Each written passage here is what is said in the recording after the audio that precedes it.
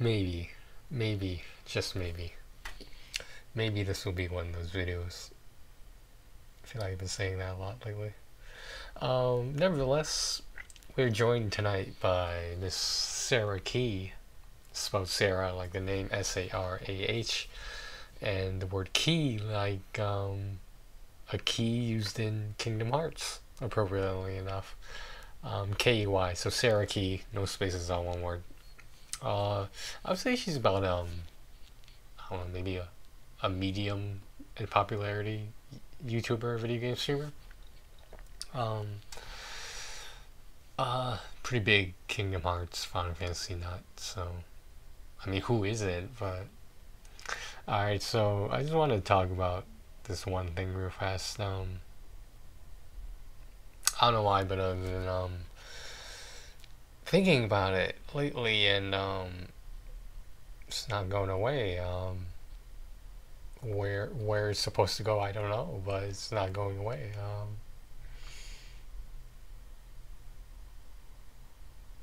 When you spend 3.5 years with someone, at what point are you like, wow, this might just be the person I spend the rest of my life with? But when you complicate things with breakups, getting back togethers, more breakups, more getting back togethers, I mean, obviously it will make you question the stability of the relationship of the people involved.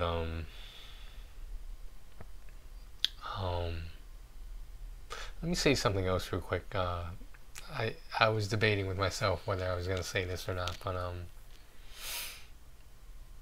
like sometimes, like when, let's call them people, when people are mad, sometimes they say things that they normally wouldn't say in your presence, but because hypothetically, if they're mad at you, they'll say things that you might not have known about, in retaliation, of course.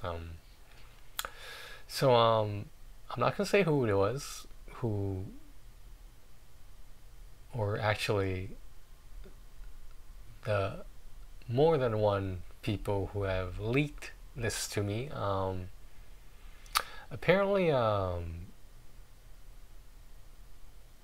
3.5 years ended when I made a suicide attempt, and I'm not gonna say who, not gonna say who, the more than one people, more than one person that leaked this to me. I assume was a joke, a very morbid joke, but I was told there was some joking as to whether we would get back together. At the time, my ex of 3.5 years.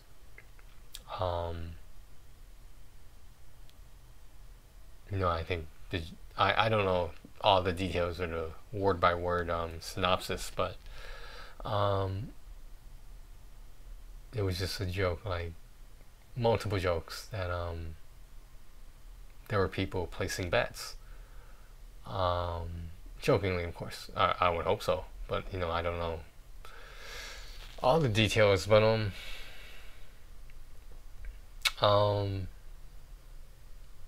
I mean, in hindsight, it kind of tells you, or anyone in general, kind of tells you. You see, now, most people would look at that sentence and say, they would say something like, Tony's about to say, in hindsight, this kind of tells a person who their real friends are. That's what most people would expect me to say. But you know what I'm going to say? I'm going to say, in hindsight, this would tell people, or someone, or persons, who their friends are not.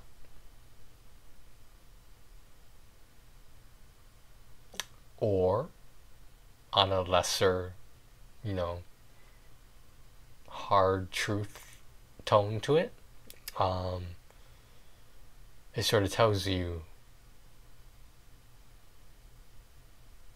how good your friends are, how good of good friends they are to you, as in good people, a good friend, a good person. Now, for those of you that know me, I feel like I've said this before many times, and if not, I'll just say it again in this video. I don't know who's gonna fucking watch, but I have one rule when it comes to social dynamics, friendships, relationships, etc. Just interactions with people in general, with human beings. My one rule is, if you're gonna talk shit, and don't give me that shit that you don't talk shit, because you know at some point you told a story about someone that you wouldn't have told if they were in your presence, so therefore you talk shit, did you not? So now that that's established, that, you know, in general everyone talks shit, you know, including me. At least I don't try to pretend that I don't, like some misguided, I don't know who you're trying to impress with that. I mean, the only person anyone should be trying to impress or worried about what they think of them is the person you look at in the mirror. Now, going back to this talking shit thing, my one rule, of course, I'm not mad that you talk shit behind my back, or whoever that might be. I know it's more than one person, but we'll just keep referring them to one person. If you're gonna talk shit, please make sure I don't hear about it. Because when I hear about it, I'm gonna think about it, and that's gonna make me mad. Now, why don't I want to think about it? Maybe because when you find out someone's talked shit about you, and you find out about it, your mind has just been infected by this thought of someone that you called a good friend. I mean, that infection wasn't there before, but now it is. And it's just very disappointing, because you are the company you keep. And that's why I don't have that much company. I mean, I'm not saying I'm a loner, but I just know who to keep at a distance and who not to. And that is one of the most valuable life lessons I've learned throughout my years. I mean, it's not even about the discussion of whether my ex and I would have gotten back together. It's about the talking shit part. I mean, it's not about the joke was insensitive, which was, but you know, if that's all there was to it, I wouldn't have cared. But the fact that I found out about it, and it's just like, do I really, did I really need to know that? Because I find myself saying many times, is this something I want to know that impacts me? Because if it is, and you're not supposed to be talking about it, then I don't want to know about it. Why is that so hard to understand? I just don't get it.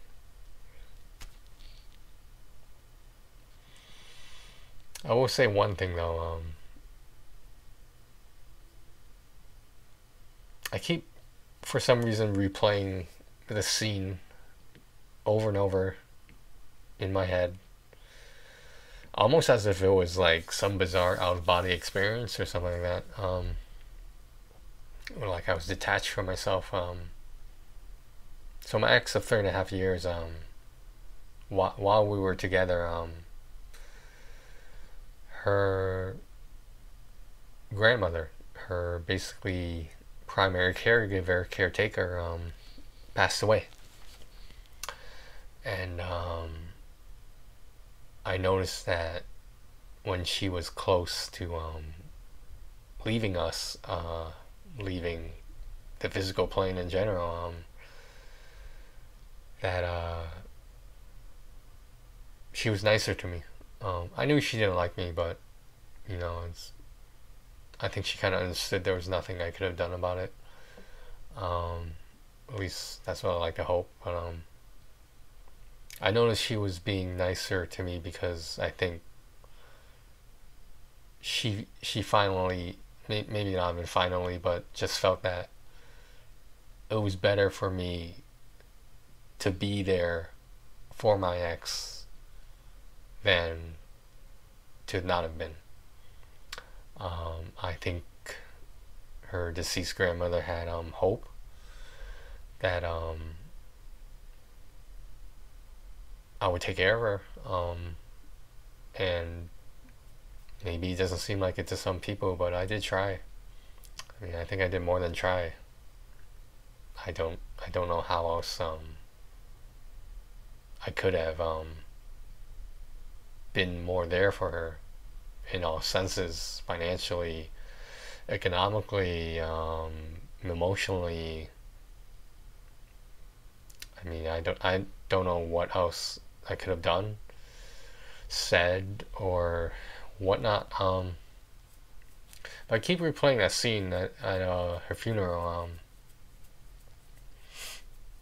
I remember there's a brief private viewing before guests were allowed. It was mostly family members, myself, and my ex. Um, we were walking towards it was a open casket, and we were walking towards there, and like as we're walking together, I think she was leaning on me, so to speak, in all senses of that. She was pretty close to the casket, and when she saw the deceased, she froze. Um, she just started feeling the wave of emotion, and if I remember correctly, she just started crying, and I didn't know what to do. I'm not exactly the greatest person to bring to a funeral, but I took her hand, and I just told her it was going to be okay. And thank God one of her uncles was there, and one of her aunt and uncles were there, because they sort of reattached her to reality, so to speak, or like grounded her, and they saw that she couldn't keep it together, and because she couldn't keep it together, I was slowly not being able to keep it together as well, and it's a terrible feeling. I just never felt so helpless in my entire life. Um, but her aunt and uncle, they just pulled her away, and helped her to her seat, and um, the uncle, I'll always remember what he said. He just kept saying over and over, "She's in a better place now."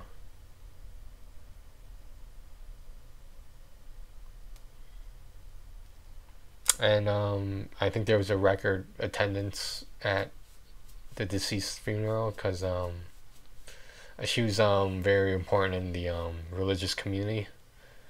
Um, so I'm pretty sure it made the news too. I think the mayor was there. The mayor at the time was there. She gave a quick little speech. Um, think about that whole scene where she was just frozen. And like I mean, there will be some people who I also heard from a canary, let's call it, that our relationship was emotionally abusive, and of course, on my side of things, everyone thought she was the one abusing me. But I think now that I look back at it, it was mutual. It was mutually unhealthy. Whether one side was more abusive than the other, I'm not sure. I don't think it matters. Like I knew in my heart of hearts, sometime after the funeral and with the suicide attempt, we weren't gonna make it. There was just no way we were gonna work out, and it took that long to realize that, and I don't know.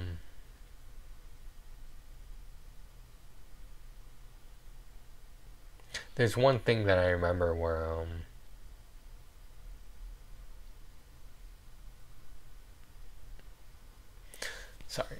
sorry about that. There's one thing where I remember where she called me while I was in the behavioral healthcare hospital. Um, she called. Well, like we had a conference call, and she asked me if I wanted her to visit me, and under normal circumstances, I would have said yes. But under these circumstances, I took a moment to think about it, and I said, "You can if you want to, but if you're just gonna upset me, then maybe it's not a good idea." To which she replied, "Just to be safe, I guess I won't visit you if I don't want to make things worse or anything." I paraphrased most of that, but that was the general gist of it. As far as I remember, it feels like a while back. Then again, everything feels like a while back.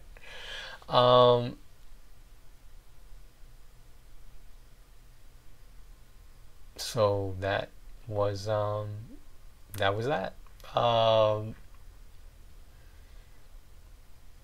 I don't know what else to say about it. I have no resolution, no closure with it. Then again, you could say that about all my relationships. The endings of them, at least. Um,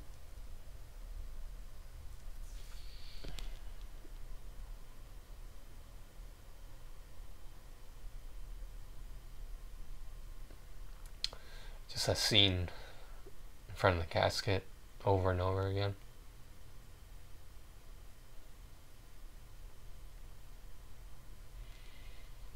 Now, I don't think I've been cursed. I don't think I'm being haunted. But I would hope that the deceased saw that I was trying. That I was trying to make things better, trying to figure out what to do, how to do it, when to do it, how fast I could do it to just stabilize things. And I didn't have the answer.